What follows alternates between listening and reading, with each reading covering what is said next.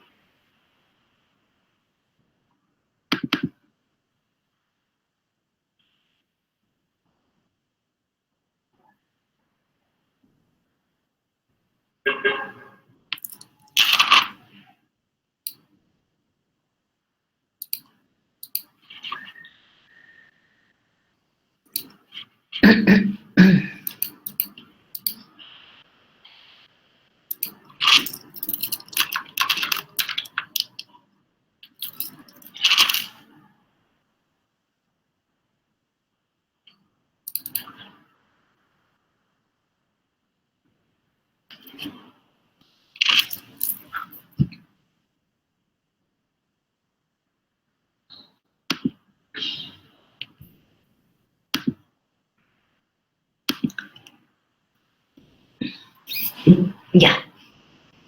Primero, bueno, muy buenas tardes. Hoy día vamos a comenzar esta segunda sesión que tiene por objeto terminar de revisar el cuestionario en materia de sociedad conyugal que les entregara a fin de poder revisar el programa, o sea, los apuntes, ¿ya? Vuelvo a volver a retomar un poco respecto a algunas ideas que yo les planteé en el día de ayer, respecto de la naturaleza de este régimen. Lo primero que voy a necesitar es que me digan si se escucha bien, que alguno me pueda conectar que se escucha bien. Ok, perfecto, la tos hoy día es la misma, estoy con jarabe para la tos aquí al lado por clase en caso de emergencia, pero seguimos más o menos igual, ¿ya? Bueno, lo más importante es partir un poco desde el comienzo y volver a recalcar cuál es la naturaleza del régimen de sociedad conyugal.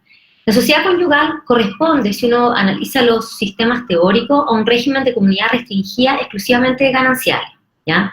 ¿Esto qué es lo que implica? Que lo que va a ser estrictamente de la sociedad conyugal, que después ustedes lo van a proyectar en el haber absoluto, corresponde a adquisiciones a título oneroso realizadas durante la vigencia de la sociedad conyugal. Eso es el foco central, ¿ya? A partir de esto, entonces, uno puede decir que todo aquello que no cumpla con esta exigencia, en principio no debiera estar en el patrimonio de la sociedad conyugal, Sin embargo, ustedes ya saben que el régimen de los bienes muebles, con el objeto de facilitar el tráfico jurídico, están sujetos a un régimen especial, que va a hacer que los bienes muebles aportados, o sea, los que la persona tenía antes de contraer matrimonio, o los que adquiera a título gratuito, que en estricto rigor no son gananciales, igualmente van a ingresar al haber de la sociedad conyugal, pero al denominado haber relativo, ¿ya?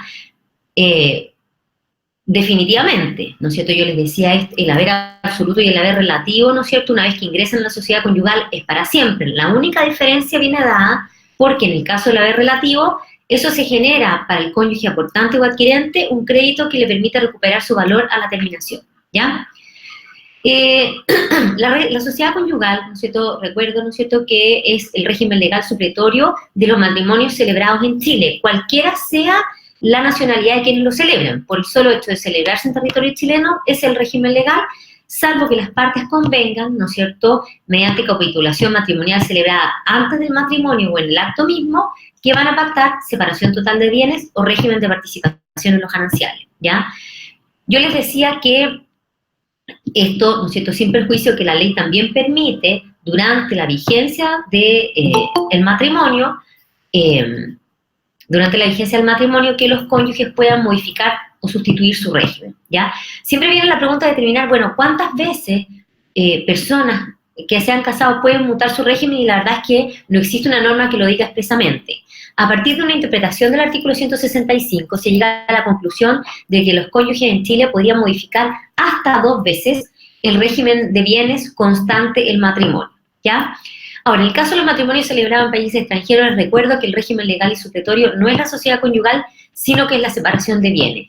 Pero la ley le permite a quienes contrajeron matrimonio en países extranjeros que al momento de inscribir su matrimonio en Chile, en ese acto podrían pactar sociedad conyugal, ¿ya? Este es el único caso de sociedad conyugal pactada que contempla nuestra legislación, ¿ya? En el régimen de la sociedad conyugal, como es un régimen de comunidad restringida de gananciales exclusivamente, esto necesariamente da origen a la existencia de una pluralidad de patrimonios, por lo menos 3, ¿ya? Y estos 3 patrimonios son el haber absoluto de la sociedad conyugal, el haber de la sociedad conyugal, dentro del cual vamos a hablar de haber absoluto y haber relativo, el haber propio del marido, el haber propio de la mujer, ¿ya? ¿Por qué digo a lo menos? Porque también existe la posibilidad de que existan regímenes, otros haberes especiales, como es el artículo 150 del Código Civil, propio que corresponde al haber el patrimonio reservado a la mujer casada en sociedad conyugal, o patrimonios especiales también, exclusivos de la mujer, que están contemplados en los artículos 166 y 167, a los cuales me voy a referir hoy día, ¿ya? El haber de la sociedad conyugal, ¿no es cierto?, el legislador en el artículo 1725 indica cuáles son los bienes que integran el haber de la sociedad conyugal. Si ustedes examinan el código, podrán comprobar que el código no utiliza la terminología haber absoluto o haber relativo. La verdad es que esta es una denominación doctrinal que la doctrina hace a partir de la redacción del 1725, ¿no es cierto?, en la cual en la oportunidad el legislador dice, bueno, da derecho a recompensa o no, y sobre esa base la doctrina clasifica y dice el haber absoluto está compuesto por aquellos bienes que ingresan a la sociedad conyugal sin generar para el cónyuge aportante o adquirente un crédito de indemnización, y el haber relativo, en cambio, está compuesto por aquellos bienes, ¿no es cierto?, que ingresan a la sociedad conyugal, pero que generan para el cónyuge aportante o adquirente un crédito que le permita recuperar el valor, no el bien, el valor a la terminación. ¿Por qué en el haber relativo se genera este derecho a recompensa? Porque en el fondo, en estricto rigor, no son gananciales. Recuerden, son bienes muebles que el legislador ha ordenado que ingresen para facilitar el tráfico jurídico, pero que al no ser gananciales, en el fondo, le dan derecho a su titular a recuperar el valor de este bien a la terminación. Es importante también reiterar que haber absoluto y haber relativo solamente tienen importancia desde la perspectiva que generan o no este derecho a recompensa, pero no hay una distinción en lo tocante a la administración, o sea, el marido no tiene distintas facultades según se trate de haber absoluto o haber relativo, porque esto no incide en el tema de administración, ¿ya? Si uno examina el artículo 1725, uno podría decir que los grandes ítems del haber absoluto son las remuneraciones que tengan derecho a percibir los cónyuges devengadas durante la vigencia de la sociedad conyugal, los frutos tanto de los bienes sociales como de los bienes propios de los cónyuges. Yo les decía ayer, la sociedad conyugal tiene un derecho legal de goce respecto de los bienes tanto de la sociedad conyugal, porque es dueña, como respecto de los bienes propios de cada uno de los cónyuges. ¿Y por qué? Porque después vamos a ver que tiene que mantener a los cónyuges.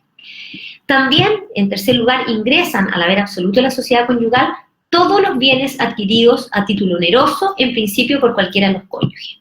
Sin embargo, ya veíamos que estas reglas tienen una excepción importante, porque en el caso de las remuneraciones que perciba la mujer, producto de su trabajo, y los bienes que ella adquiere, eso da origen al artículo 150 y por lo tanto no van a ir al haber absoluto de la sociedad conyugal, pese a que calzan perfectamente con el concepto de gananciales. Sin embargo, como yo les explicaba ayer, esto es temporal, es mientras está vigente la sociedad conyugal.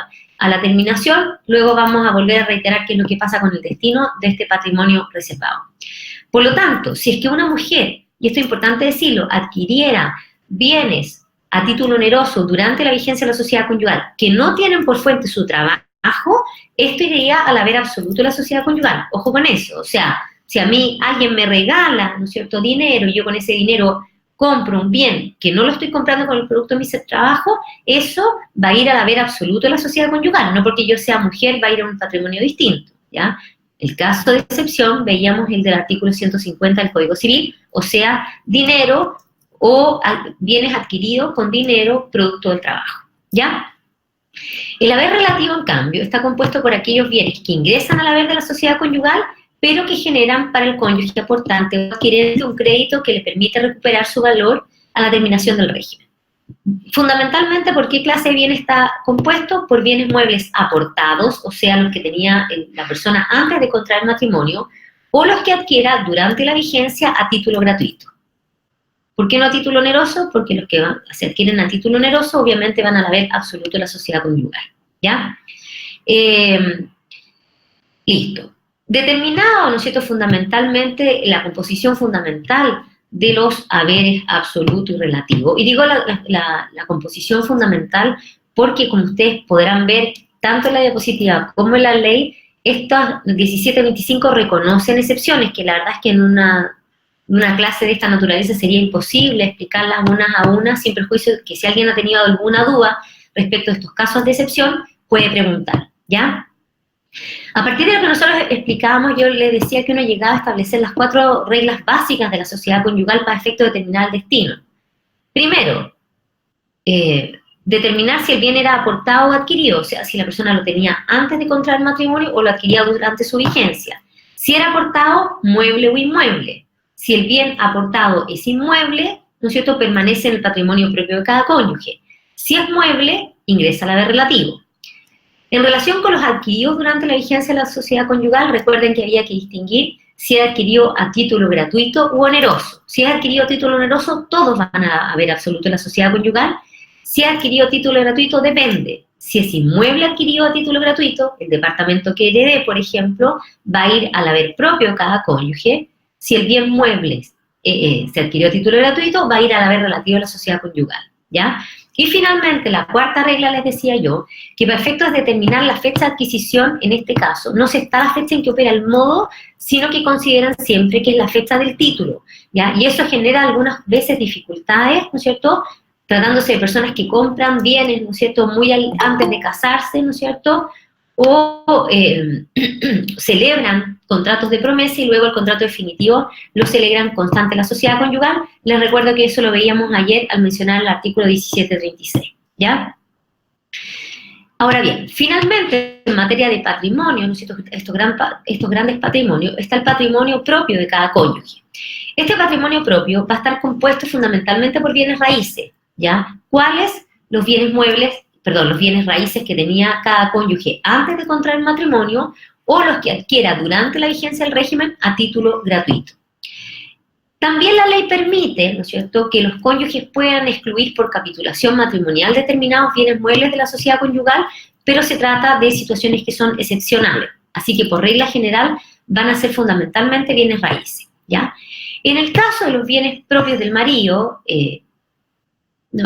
esto está vinculado con la administración, pero él los va a administrar absolutamente de manera libre. O sea, si mi cónyuge adquiere un departamento por herencia, va a poder disponer de él libremente. Y ahí viene la diferencia, porque en cambio yo, por el hecho de estar casado en sociedad conyugal, al ser un bien propio lo administra el marido y luego él va a tener que comparecer a la venta y yo simplemente otorgando mi consentimiento, ¿ya? Pero esto está vinculado con el tema de la administración, no con el patrimonio propiamente tal.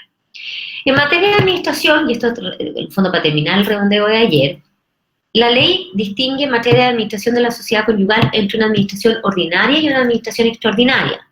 La administración ordinaria le corresponde por disposición de la ley al marido. Aquí no valen acuerdos en que el marido y mujer convengan que ella va a administrar la sociedad conyugal, porque esto lo dispone la ley.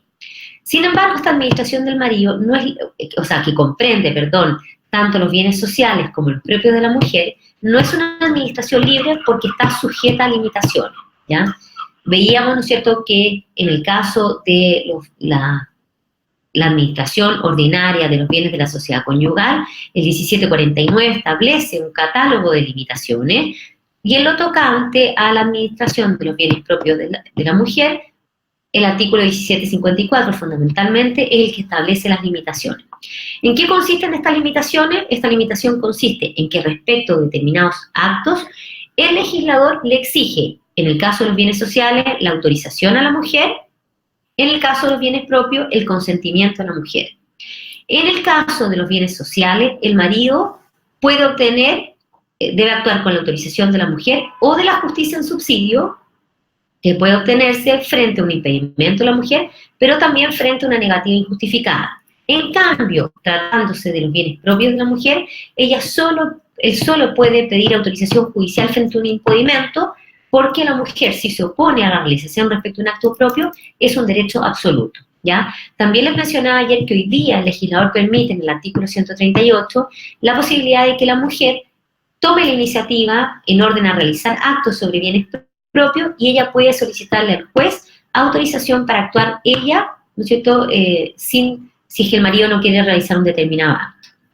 Ahora, en caso de que el marido contravenga estas limitaciones, esto es, ¿no es cierto?, que no cuente con la autorización en un caso, con el consentimiento en el otro, la regla general de conformidad al 1757 es la nulidad relativa del respectivo acto o contrato, en que los titulares van a ser la mujer, sus herederos posesionales. Salvo, ¿no es cierto?, el caso de arrendamientos que superaban los límites establecidos por la ley, porque yo les decía que el legislador sanciona con inoponibilidad, destacando que esta es una de las que me parece dos normas en que el Código Civil utiliza la expresión inoponibilidad, ¿ya? Y otro caso que tendría una sanción distinta se refiere en el caso de que el marido se constituya como aval, codeudor solidario o fiador de obligaciones de tercero. El 1749 lo limita, porque si el marido no pide la autorización a la mujer, la sanción es que solamente va a obligar sus bienes propios y no los de la sociedad conyugal, ¿ya? Uno nunca menciona esto, pero uno habla de la administración de los bienes de la sociedad conyugal, la administración de los bienes de la mujer, pero reitero lo que dijo hace un minuto atrás, la administración del marido de sus bienes propios es absolutamente libre, no sujeta a limitación de ninguna naturaleza, ¿ya? Quiero terminar mencionando en relación a la administración ordinaria de la sociedad conyugal, y perdón que repita esto, pero claramente es lo más importante en materia de sociedad conyugal, que el legislador en el artículo 138 señala en el inciso segundo que frente a impedimentos que no son de larga e indefinida duración por parte del marido, la mujer puede pedir autorización para actuar tanto respecto de bienes sociales como respecto de bienes propios de ella, ¿ya? Ahora bien, el segunda clase o tipo de administración de la sociedad conyugal es la administración extraordinaria de la sociedad conyugal, y en que el supuesto es un impedimento de larga o indefinida duración de parte del marido. En este caso, la regla es que la administración de la sociedad conyugal le va a corresponder a quien haya sido designado curador del marido de sus bienes.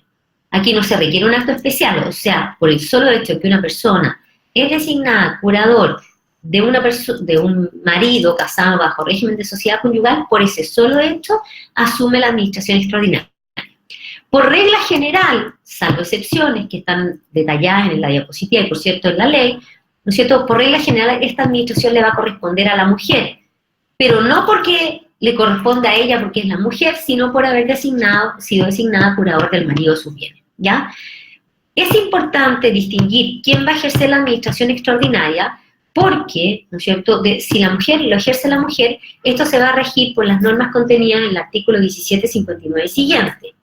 En cambio, si es que la administración extraordinaria de la sociedad conyugal le corresponde a un tercero, esto se rige por las reglas de las guardas, ¿no es cierto?, reglas que en el fondo nosotros no estudiamos, pero que claramente son bastante más restrictivas respecto a los actos que se pueden realizar o no con autorización judicial, ¿ya? Eso es en relación con la administración extraordinaria. No sé si habrán quedado dudas en relación con este punto ayer. Sigo avanzando entonces para el patrimonio reservado, que la verdad es que la parte del patrimonio reservado es la que a mí, o sea, creo que es importante insistir en eso, ¿ya? Como una suerte de contrapartida de los derechos que tiene la mujer, o sea, como una contrapartida de los derechos que tiene el marido como jefe de la sociedad conyugal, la ley le establece un patrimonio de administración especial a la mujer, ¿ya? Este es el patrimonio reservado, ¿no es cierto?, que está regulado en el artículo 150 del Código Civil, al cual hoy día vamos a agregar dos patrimonios especiales, pero que claramente tienen mucho menor importancia o entidad, ¿ya? El patrimonio reservado de la mujer casada en sociedad conyugal es un patrimonio que tiene un origen exclusivo, que es el trabajo remunerado de la mujer desarrollado durante la vigencia de la sociedad conyugal, ¿ya? Ahora, ¿cómo va a estar compuesto el activo? Tanto por la remuneración propiamente tal, en un sentido amplio estamos hablando de remuneración, estamos hablando de un honorario, un sueldo, una gratificación, indemnización por término de una relación laboral también, con las adquisiciones que la mujer pueda realizar, o sea, el departamento que yo me voy a comprar con el producto de mi trabajo y con los frutos de uno y otro, ¿ya? Y el pasivo, o sea, cuáles son las obligaciones que van a poder hacerse efectivas en este patrimonio, todas las obligaciones que la mujer contraiga en el régimen de sociedad conyugal, ¿ya? Esto está contenido en el artículo 137 del Código y es muy importante, ¿ya? Hoy día, la mujer chilena, al ser plenamente capaz, cualquier acto que ella celebre, trabaje o no, va a ser válido. No hay un problema de nulidad comprometido, sino que hay un tema de solvencia. Porque si yo tengo, ¿no es cierto?, bienes del 150, las deudas se van a poder hacer efectivas en ese patrimonio. Si no lo tengo en cambio, yo no tengo las facultades de obligar a la sociedad conyugal y por lo tanto, salvo que tenga 166 o 167, los acreedores no van a tener dónde hacer efectivas mis deudas, ¿ya? Yo les pongo un ejemplo, o sea, yo voy y pido siempre les pongo el mismo ejemplo, yo voy a Ripley el día de la tarde y pido un crédito de 5 millones. Celebro el contrato va a ser válido porque yo soy plenamente capaz. Si yo tengo patrimonio reservado del 150 o patrimonio del 166 y 167 y no le pago a Ripley, sobre esos patrimonios van a ser efectivas, ¿no es cierto?, la deuda generada. Si en cambio yo no tengo estos bienes, ¿no es cierto?, Ripley, el acto va a ser válido, pero probablemente no va a tener dónde hacerlo efectivo, ¿ya? Esto es importante hacer presente y reiterarlo y está plenamente establecido en el artículo 137 del Código Civil, ¿ya? En relación al patrimonio reservado a la sociedad conyugal, siempre hay que partir de la base, ¿no es cierto?, de que estos bienes, desde el punto de vista de su naturaleza, uno podría decir que en estricto rigor debieran ser bienes sociales y en el fondo son gananciales, tan gananciales como las que produce el marido, que sí van al haber absoluto de la sociedad conyugal. Por lo tanto, se trata de bienes que están sujetos a un régimen especial y por lo tanto, yo les decía ayer que el destino del patrimonio reservado, o el destino final del patrimonio reservado, va a depender de la decisión que en definitiva, o sea, la disolución de la sociedad conyugal, la mujer o sus herederos adopten en relación con los gananciales. Si la mujer, ¿no es cierto?, terminada la sociedad conyugal, cualquiera sea la causal de disolución que hoy día vamos a mencionar, ¿no es cierto?, estima, ¿no es cierto?, que la administración del marido ha sido buena, ¿no es cierto?, lo que le va a convenir es no renunciar a los gananciales, su parte, su patrimonio reservado se va a colacionar con el haber de la sociedad conyugal y ese conjunto se va a dividir por mitades, ¿ya? En esta fase, ¿no es cierto?, los acreedores que la mujer pudo haber contraído en este tiempo podrían ejercer acciones con el marido, sí, pero el marido tiene, de conformidad al artículo 150, la posibilidad de limitar su responsabilidad hasta la mitad de los bienes que él va a recibir de este patrimonio reservado. Alejandro, repito al tiro. Para esto hay que ver la parte final del artículo 150 del Código Civil. Yo les decía que hay que partir de la base que los bienes que integran el patrimonio reservado tienen una naturaleza que en el fondo son sociales porque son ganancias, ¿ya? Solo que tienen un tratamiento especializado vigente en la sociedad conyugal. A la disolución, el destino depende de la decisión que la mujer o sus herederos adopten en función de los gananciales. Uno podría decir que la ley asume que la regla general es que la mujer no renuncie, porque para renunciar yo tengo que hacer algo, para aceptar los gananciales no tengo que hacer nada. Si la mujer acepta, o dicho correctamente, no renuncia a los gananciales, todo su patrimonio reservado se va a colacionar, se va a unir a la vez de la sociedad conyugal y esto se va a dividir por mitades entre los cónyuges, ¿ya? En este caso, los acreedores que pudo contraer la mujer en esta administración separada van a tener ahora acción no solamente en contra de ella, sino que también en contra del marido. Pero que el marido puede oponerse o limitar su responsabilidad hasta el monto de lo que él haya recibido por concepto de patrimonio reservado. O sea, lo que sumó la mujer era 10, al marido de esos 10 le van a tocar 5. Cuando los acreedores de la mujer intenten acciones en contra del marido, el marido le va a decir, momentito, yo te respondo hasta 5, ¿ya? Ese es su beneficio. Ahora, la mujer también tiene la posibilidad de renunciar a los gananciales. Esta renuncia podría hacerse eventualmente por una capitulación matrimonial celebrada antes del matrimonio. Esto es casi imposible que se dé porque la verdad es que ¿qué razón podría tener una mujer de tomar esta decisión que en definitiva sin ningún tipo de antecedente al respecto? Por lo tanto, la regla general es que la renuncia a los gananciales por parte de la mujer o eventualmente su heredero se haga la disolución, ¿ya? Voy a leer aquí lo que dice el código. El legislador regula la renuncia a los gananciales de la mujer en los artículos 17, 81 y siguientes, ¿ya? La ley establece que disuelta la sociedad conyugal, la mujer o sus herederos, y aquí no establece plazo, tiene la facultad de renunciar a los gananciales. Si ella o sus herederos renuncian a los gananciales, el efecto patrimonial que se produce es que ella conserva íntegro el patrimonio reservado y obviamente la responsabilidad por ello, y por su parte el marido va a conservar íntegro el haber de la sociedad conyugal. Pero ojo, inmediatamente les digo, esto no quita que la mujer no tenga derecho, aún en este caso, a que le paguen las recompensas derivadas de la formación del haber relativo, porque eso es una cuestión aparte, ¿ya? ¿Queda claro hasta ahí esa distinción? Alejandro, que me había preguntado.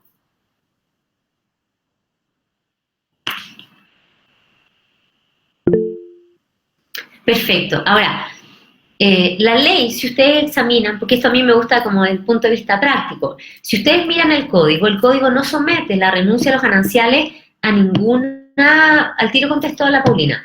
Si uno mira la ley no somete la renuncia a los gananciales a ninguna solemnidad especial. Pero en la práctica les digo que ustedes siempre debieran considerarlo hacer por escritura pública, porque esa va a ser la única forma en que ustedes van a poder oponerle esta renuncia a tercero. ¿A qué tercero? ¿Por qué a ustedes les podría interesar?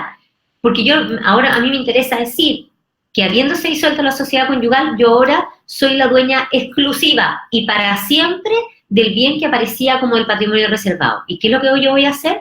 Yo le voy a pedir que al conservador de bienes raíces, que al margen de la inscripción de dominio que dice Alejandra Illanes casada y separada conforme al 150, porque esa es la nomenclatura que se usa, una nota al margen que diga que por escritura pública de fecha tanto, ella renunció a los gananciales. ¿Qué quiere decir eso? Que yo ahora soy para siempre la dueña exclusiva de mi bien. La Paulina pregunta, ¿no es cierto?, que si al renunciar a los gananciales pasa todo el haber de la sociedad conyugal marido, efectivamente, Paulina, ¿ya? Pero repito, eso no quita que el crédito o la recompensa que se generó al formar al haber relativo tú no lo puedas cobrar, lo vas a poder cobrar, pero los bienes como tal se los queda el marido, ¿ya? Pero hay que pensar aquí desde el punto de vista práctico, si en el fondo esto es una muy buena herramienta, porque básicamente la mujer aquí no va a tomar decisiones en función únicamente a temas patrimoniales. ¿Qué es lo que a ella le conviene? Si resulta que mi marido produjo 100 y yo, o sea, hay en contexto de la sociedad conyugal 100, y yo tengo 10 de patrimonio reservado, yo me sumo a eso. Si en cambio la cuestión es distinta, de la sociedad conyugal hay 10 y yo he producido 100, yo renuncio acto seguido a los gananciales y conservo íntegro mis 100. ¿Se entiende la idea? Esta, ¿no es cierto? Esto es la clave en el fondo para, para cuando uno quiere criticar a la sociedad conyugal, darse cuenta de la trascendencia que tiene una sociedad como la chilena, porque claro, uno estudia el divorcio y dice, mire, ¿sabe qué? El cónyuge tiene derecho a la compensación económica. Yo les puedo decir que desde el punto de vista práctico, las compensaciones económicas son mucho menos relevantes económicamente que un régimen de sociedad conyugal en la práctica. O sea, y eso va a ser, con el correr del tiempo, cada vez va a ser más así. Piensen ustedes que hoy día, en el fondo, no es un misterio que los matrimonios duren menos, o sea, esos años para cuantificar las compensaciones económicas probablemente van a ser mucho menos. Pero la sociedad conyugal, piensen que yo tengo garantizado el derecho a llevarme, aunque yo no trabajara, la mitad de los bienes adquiridos a título oneroso durante la vigencia. O sea, es importante. En el contexto de la sociedad chilena, la sociedad conyugal es un mecanismo protector muy relevante de los derechos de la mujer, obviamente sin posibilidad de negar que el régimen de administración de los bienes propios de la mujer en el contexto actual no se justifica, ¿ya? No se justifica. ¿Ok? Bueno, continuando con los continuando con el temario, ¿no es cierto? Yo les planteaba que sin perjuicio del patrimonio, este patrimonio reservado a la mujer casada bajo régimen de sociedad conyugal, la mujer tiene derecho a otros 2 patrimonios, ¿no es cierto?, de administración separada. Ya, Nicolás me pregunta sobre la parte del patrimonio reservado. Ya, me encanta el patrimonio reservado, así que no hay problema, porque es un tema muy práctico, ¿ya? En materia de prueba del patrimonio reservado, el legislador distingue 2 temas. Uno, la prueba de que un bien determinado forma parte del patrimonio reservado, y la ley dice que aquí le incumbe a la mujer acreditar tanto frente al marido como frente a terceros que un bien forma parte del patrimonio reservado. ¿Por qué a mí me podría interesar acreditar frente a terceros que un bien es del patrimonio reservado? Porque el tercero podría, por una deuda contraída por mi marido, al yo estar casada en sociedad conyugal, pretender trabar un embargo sobre ese bien. ¿Y qué es lo que le voy a decir yo? Momentito, señor, se adquirió título oneroso durante la vigencia de la sociedad conyugal, pero con mi patrimonio reservado. Por lo tanto, libérese del embargo, ¿no es cierto?, o tribunal no le dé lugar al embargo. ¿Por qué me podría a mí interesar acreditar frente a mi marido que el bien es del patrimonio reservado? Bueno, precisamente porque yo renuncié a los gananciales y mi marido me está discutiendo acerca de si el bien pertenece o no. Pero esa regla probatoria, la verdad es que uno en la práctica la ocupa muy poco, porque en el fondo eso supone un juicio, o sea, la mayor parte de las veces va a suponer un juicio en que yo voy a tener que acreditar ese dominio. En la práctica, en la mayoría de los casos, lo que uno hace es utilizar la segunda parte de la norma, que señala que los terceros que contraten a la mujer quedarán a cubierto de toda reclamación que pudiera intentar la mujer o su cónyuge de que el bien no forma parte del patrimonio reservado cuando ella, al celebrar el acto contrato en virtud del cual adquirió el bien, declaró que lo estaba haciendo con el artículo 150 y lo acreditó que tenía patrimonio 150. ¿Cómo se hace eso? Y eso es lo que uno hace todos los días, ¿no es cierto?, precisamente para no tener conflictos, porque con eso no hay lugar a duda. ¿Qué es lo que voy a hacer yo? Yo voy a ir al banco, voy a ir y me voy a comprar un bien raíz, voy a indicar que comparezco con el artículo 150 y voy a acreditar en ese acto que tengo 150. Normalmente eso se hace insertando en la escritura un comprobante normalmente es la declaración de impuestos. Podría ser también un contrato de honorario, ¿no es cierto?, o un contrato de trabajo, pero lo más frecuente que se utiliza es una declaración de impuestos, ¿ya?, que se va a insertar, y con eso el bien va a quedar como reservado, sin posibilidad de que el día de mañana alguien me discuta que ese bien forma parte del patrimonio reservado. Esto es muy importante cumplirlo, porque si yo no lo cumplo, no significa que el día de mañana yo no pueda probar que el bien era del patrimonio reservado, pero eso va a generar un enorme problema. ya un problema que es de orden probatorio y que va a tener que resolverse la mayoría de los casos en un juicio. En cambio, esto, si usted lo cumple, no tiene posibilidad de discusión, ¿ya? Y esto es lo que le va a dar confianza a los terceros para contratar conmigo, porque si yo cumplí todos estos pasos, el bien se va a incorporar al patrimonio reservado y el día de mañana que yo lo quiera vender y alguien efectúe el estudio de título, va a quedar completamente claro que está cubierto de toda reclamación porque se cumplieron con esos pasos, ¿ya? ¿Queda claro, Nicolás, la prueba? ¿Sí?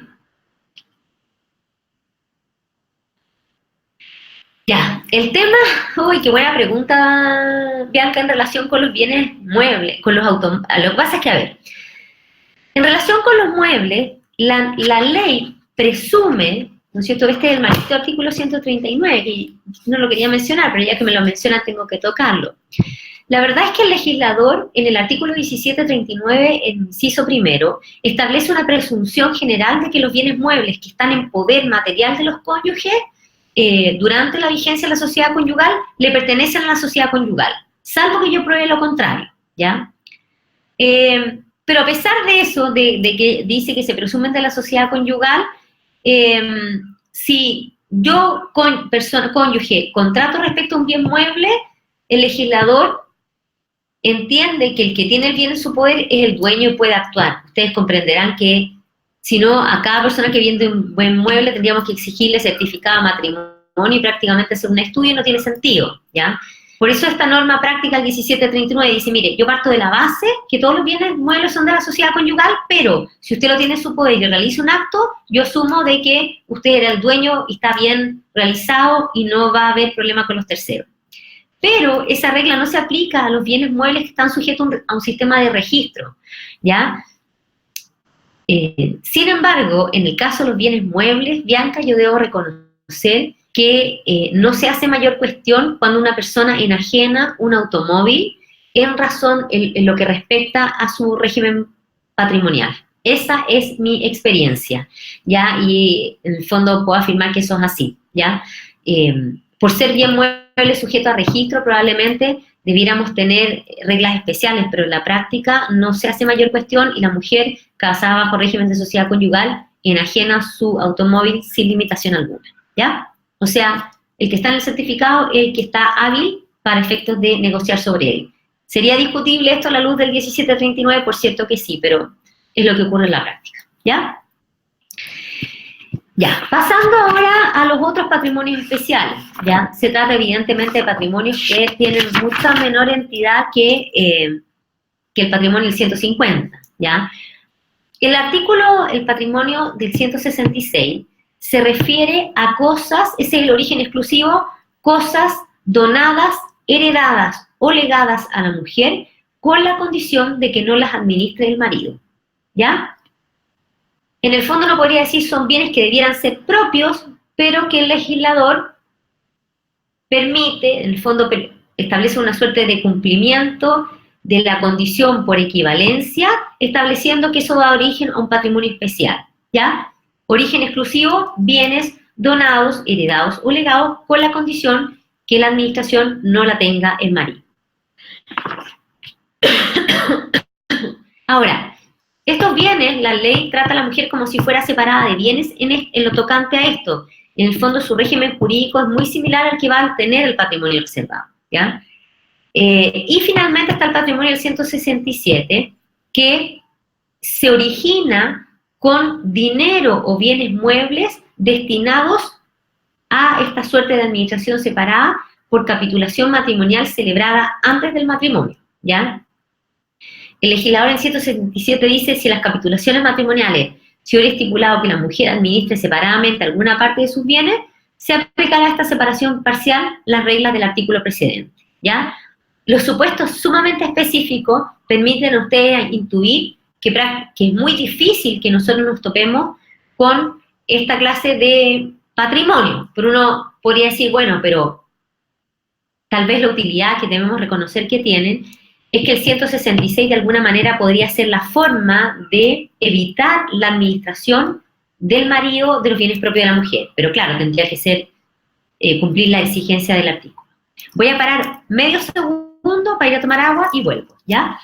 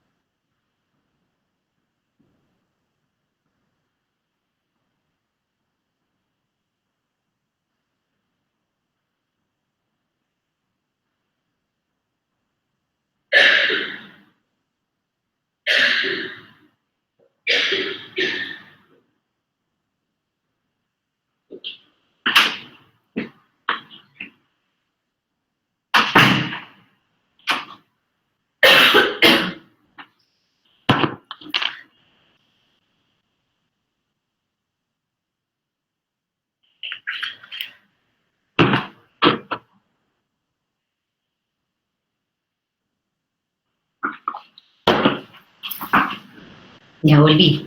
Voy a terminar intoxicada con el jarabe que me estoy tomando. Ya.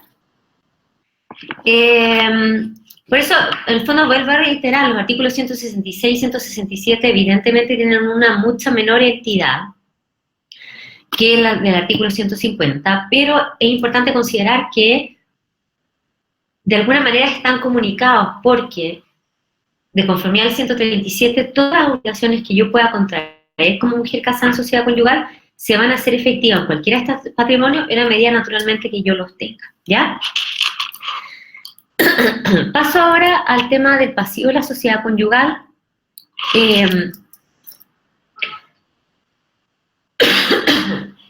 Bueno, en materia de pasivo de la sociedad conyugal, estamos hablando de las obligaciones que se contraen durante la vigencia de la sociedad conyugal. Es necesario manejar ciertas nociones fundamentales y estas nociones son obligación a la deuda y contribución a la deuda, ¿ya? Que son conceptos que ustedes estudiaron cuando estudiaron las obligaciones solidarias. Cuando hablamos de la obligación a la deuda, nosotros estamos determinando quién es el que va a ser responsable frente a terceros cuando se contrae una obligación. La contribución a la deuda, en cambio, determina cuál es el patrimonio que en definitiva va a soportar el pago de una determinada obligación. O sea, ¿quién le responde al tercero? Obligación a la deuda. ¿Quién en definitiva tiene que soportar el costo? Contribución a la deuda, ¿ya? Y este es muy relevante para los efectos de distinguir entre pasivo absoluto y pasivo relativo.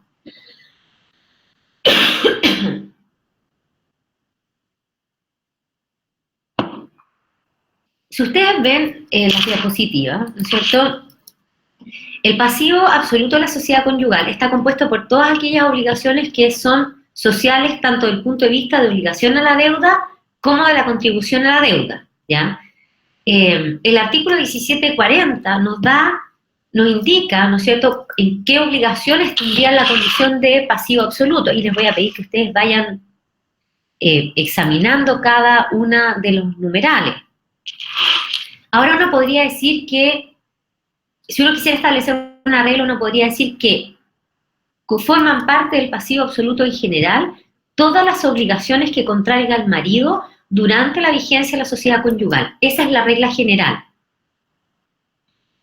La excepción vendría siendo el caso de obligaciones contraídas por el marido que se demuestre que han cedido en su beneficio exclusivo personal, o sea, lo que denominamos deudas personales, por ejemplo, deudas que el marido contrajo antes de contraer matrimonio o que fueran producto de la comisión de un delito o cuasi delito. ¿Por qué es tan excepcional esto de que las deudas del marido por regla general deban ser de la vera del pasivo absoluto y no del pasivo relativo? Bueno, porque el producto del trabajo de su marido se va completo a la sociedad conyugal. O sea, es natural que la sociedad conyugal responda a sus obligaciones. La situación excepcional es que la sociedad conyugal solamente tenga que pagar, pero después le cobre al marido el caso de deudas que son en el fondo personal, como uno podría decir suerte personalísimo. ¿Cuál? Las que traía antes de contraer matrimonio o las que contraiga durante la vigencia, ¿no es cierto?, como pudieran ser, por ejemplo, las derivadas de un delito cuasi delito o del mantenimiento de hijos del matrimonio anterior. Es importante señalar que la ley asume en el 1764 que es la sociedad conyugal la que está... Alguien pregunta aquí, se perdió con lo del pasivo. Estamos hablando del pasivo. Del pasivo, ya. El pasivo también puede ser, repito hacia atrás, absoluto o relativo. El pasivo absoluto está compuesto por aquellas obligaciones que son sociales, tanto desde el punto de vista de la obligación a la deuda como de la contribución a la deuda, ¿ya? Ejemplo de esto es el mantenimiento de la familia común, ¿ya? Los gastos que se hagan para mantener a la familia, frente a esos gastos, el tercero acreedor que viene y los cobra, la sociedad lo tiene que pagar y además no puede repetir en contra de ninguno de los cónyuges porque es deuda propiamente social. El pasivo relativo, en cambio, son obligaciones que, si bien es cierto, la sociedad puede ser obligada frente a terceros a responder, por ejemplo, porque el marido atropelló a alguien, es personal desde el punto de vista de la contribución. Por lo tanto, aunque la sociedad conyugal pague, después tendría que repetir en contra del marido, ¿ya? Esa es la distinción entre pasivo absoluto y pasivo relativo. La verdad es que aquí, más que explicación, en el fondo hay que aprenderse qué obligaciones podrían formar parte de uno y otro. Y lo interesante es entender en cada caso la lógica. La lógica es que todas las obligaciones contraídas por el marido durante la vigencia de la sociedad conyugal son pasivo absoluto. Excepcionalmente sería pasivo relativo, o sea que la sociedad conyugal pague y después le pueda cobrar al marido.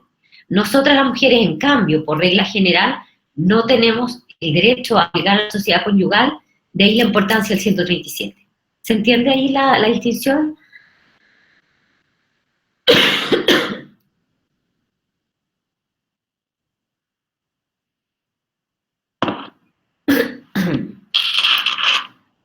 Para ser sincera, a mí lo que me va a interesar es como que entiendan un poco el concepto, sobre todo de cara a la evaluación, ¿ya? Porque aquí es más bien memoria. Una memoria de cuáles obligaciones son pasivo absoluto, pasivo relativo, y a mí me interesa más bien que ustedes lo que puedan entender es la lógica de esta materia, ¿ya?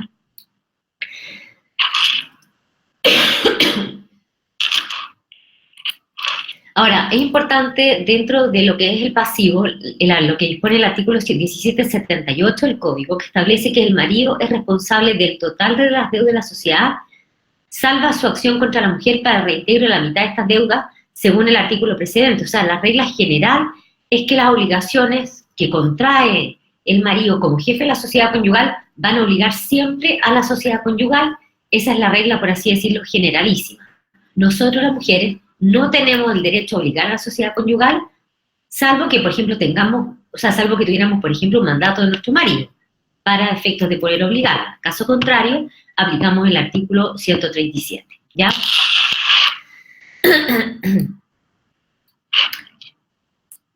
Me interesa ahora referirme particularmente al tema de la disolución de la sociedad conyugal, lo que me va quedando de voz, que ya no es mucho. En materia de disolución de la sociedad conyugal, lo primero que debemos decir es que las causales de disolución de la sociedad conyugal están taxativamente previstas por el legislador en el artículo 1764 del Código, ¿ya? Y aquí lo que hay que distinguir es entre causales de disolución de la sociedad conyugal por vía directa y causales de disolución por vía consecuencial. La sociedad conyugal se disuelve por vía consecuencial cuando se disuelve como consecuencia de la terminación del matrimonio. Repito, la sociedad conyugal se disuelve por vía consecuencial cuando se disuelve como consecuencia de la disolución del matrimonio. Ejemplo, divorcio, nulidad, muerte.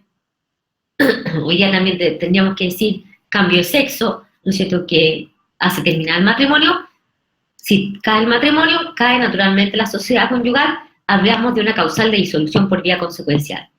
Pero además hay causales de disolución que operan por vía directa, ¿ya? Esto implica que sigue vigente el matrimonio, pero solo se disuelve la sociedad conyugal, ¿ya?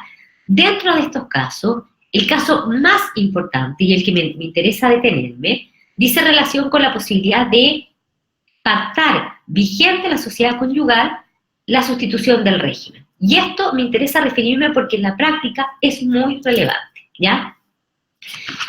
Este pacto, ¿no es cierto?, que permite vigente la sociedad conyugal modificar el régimen y optar por los otros dos, participación o separación, está regulado en el artículo 1723 del Código, ¿ya?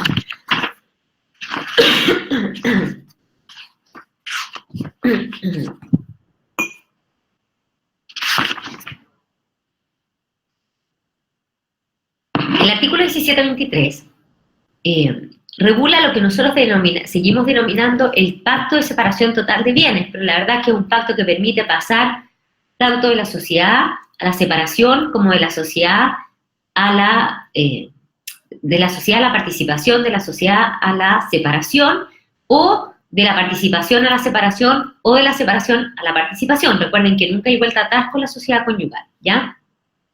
Este pacto tiene que ser celebrado por cónyuges que son mayores de edad, tiene que ser celebrado por escritura pública y la ley exige que debe ser suscrito al margen de la partida de matrimonio dentro de los 30 días siguientes a su otorgamiento. Esto, señores, es de la mayor importancia práctica, ¿ya? Cónyuges mayores de edad, otorgado por escritura pública y debe suscribirse dentro de los 30 días siguientes al otorgamiento de la escritura.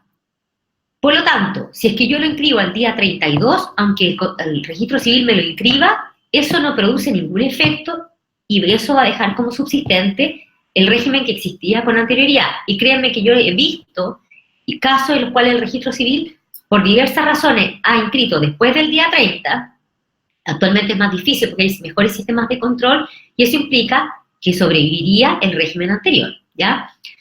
Entonces, cuando yo le digo siempre a los abogados, o sea, a los estudiantes, si a ustedes les piden alguna vez que una persona quiere separarse de bienes, esta peguita es fácil de hacer, es una escritura muy sencilla, ¿ya? Porque aquí estamos hablando solamente de una escritura en la cual los cónyuges van a convenir modificar su régimen. Usted lo único que tiene que preocuparse es que sea otorgada por escritura pública y se suscriba dentro del plazo de los 30 días, ¿ya?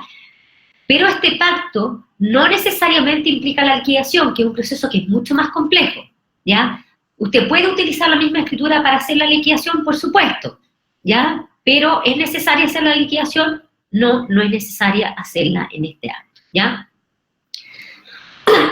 Ahora, en relación con los efectos de la disolución de la sociedad conyugal, ¿no es cierto?, es importante señalar que los efectos de la disolución de la sociedad conyugal están determinados en gran medida por la decisión que la mujer o sus herederos adopten en relación con los gananciales.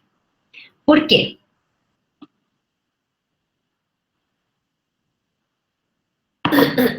Porque si la mujer o sus herederos renuncian a los gananciales después de disuelta la sociedad conyugal, no se va a formar un acervo o masa común. Ya hemos dicho, el patrimonio, el haber de la sociedad conyugal se va a radicar definitivamente en el marido y la mujer va a conservar íntegro su patrimonio reservado y también sus patrimonios especiales del 166 y 167, sin perjuicio del derecho de la mujer a cobrar las recompensas que se hayan generado producto de la formación del haber relativo u otras que pudieran tener otro origen. ¿Estamos claros? Ahora, si la mujer o sus herederos no renuncian, no tienen que formalmente aceptar, simplemente no renunciar, aquí lo que va a ocurrir, producto de la disolución, es que se va a formar un patrimonio o fondo común, en que se va a sumar al haber de la sociedad conyugal, el patrimonio reservado a la mujer casada en sociedad conyugal, el 167, el 166 no se suman los bienes propiamente tal porque eso correspondía a bienes propios, por lo tanto no se suman para estos efectos. ¿Y cómo se va a dividir esta masa de bienes, esta fondo común? Se va a dividir por mitades, ¿ya? Ahora, es importante hacer presente lo siguiente, me interesa que lo entiendan. El legislador en Chile no establece un plazo obligatorio para las cónyuges para tener que disolver la sociedad conyugal. Y ustedes se van a encontrar con que en muchos casos los chilenos son malos para disolver las sociedades conyugales. ¿Por qué? Porque yo siempre digo, bueno, tienen un bien, se disolvió la sociedad conyugal, perdón, son malos para liquidar, no disolver, liquidar. Imaginémonos, ¿cierto?, que había un matrimonio, existía un solo bien de la sociedad conyugal, la mujer no tenía patrimonio reservado, la situación relativamente fácil, se disuelve la sociedad conyugal, la situación normal es que aquí se va a formar un patrimonio fondo común, aquí va a surgir por primera vez la comunidad, ¿y quiénes van a ser los comuneros? Marido y mujer, o excónyuge si terminó el matrimonio, comunidad. En cambio, ¿no es cierto?, si es que terminada la sociedad conyugal, la mujer renuncia a los gananciales, este bien va a permanecer de manera definitiva en el marido y la mujer no va a tener derecho alguno, ¿ya?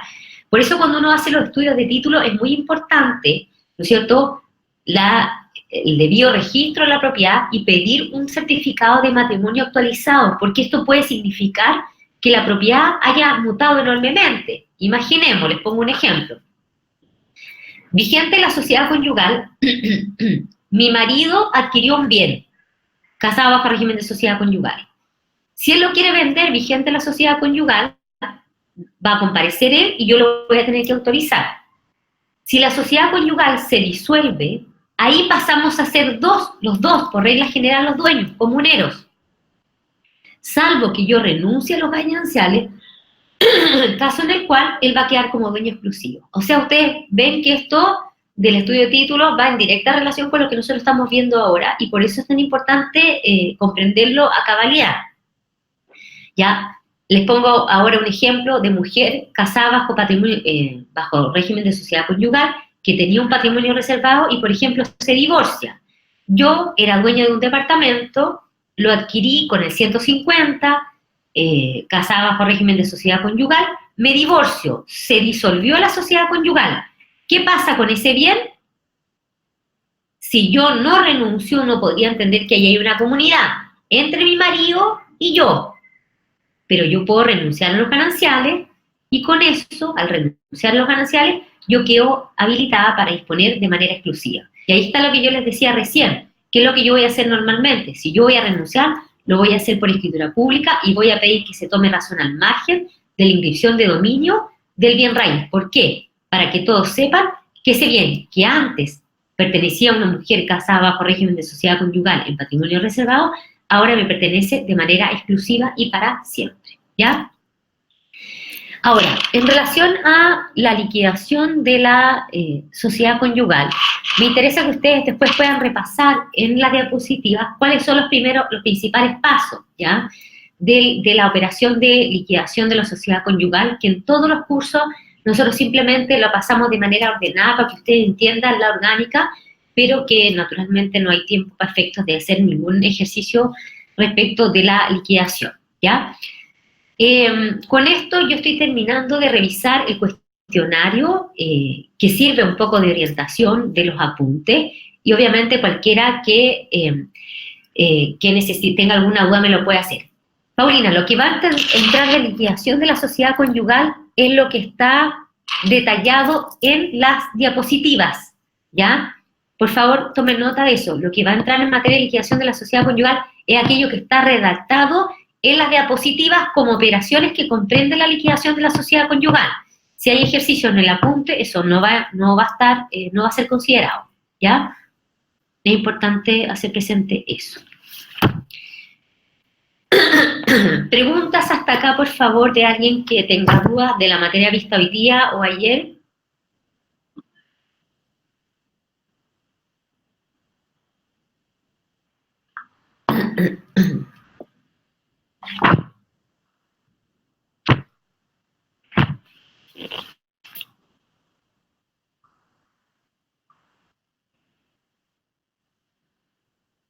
¿Alguna duda más que pueda tener alguno de ustedes en relación a la materia?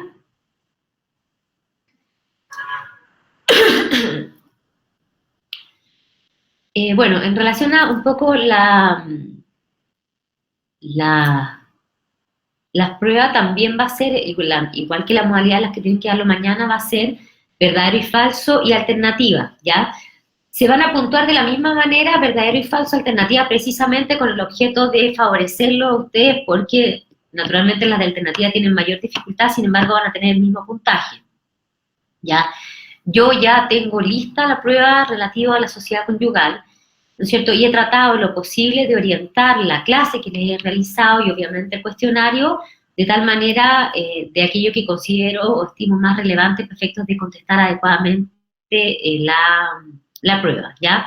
Les reitero que en materia de disolución de la sociedad conyugal me interesa, por favor, que tengan especial consideración el pacto del 1723, ¿ya? Que es un tema muy importante porque desde el punto de vista práctico se utiliza muchísimo, ¿ya? Preguntas hasta acá, que es algo a efectos de la prueba del día 23. La prueba del día 23 va a estar fijada también para las 12 del día, ¿ya? Y hago presente que la corrección, tanto de la prueba del 18 como la prueba del 23, van a ser el mismo 23, ¿ya? Aquí todas las personas que deseen revisar la prueba, ¿no es cierto?, las preguntas, que puede ser interesante, sobre todo de cara al examen, pueden realizarlo. Yo lo voy a hacer conforme un poco a las preguntas que ustedes me vayan realizando. ¿Estamos? Me despido entonces y, bueno, Paulina, cualquier cosa que necesites en particular, quedo atento. Pero por favor les repito que la corrección de la prueba del 18 y de la del 23 va a ser el día 23. Mauro, perdona, discúlpame, pensé que te había escrito. El día 23 puedes retirar físicamente la prueba, no hay ningún problema. Antes no, porque hay preguntas que son muy similares a las de los alumnos del 18, porque en el fondo tienen la misma materia. ¿Ok? Así que ahí no hay ningún problema de revisarla. ¿Ok? Y de cambiar si es que hubiera algo que no estuviera correcto. ¿Estamos? Eso, bueno, que tengan buena tarde. Si alguien tuviera alguna duda en particular, me la puede hacer al correo electrónico. Y por favor, a los que no están presentes hoy día, yo lo voy a poner. No, me parece que ya lo puse en relación a una fecha única de corrección para efectos de que sea lo más ordenado posible. ¿Ya? Que les vaya muy bien. Suerte. Chao.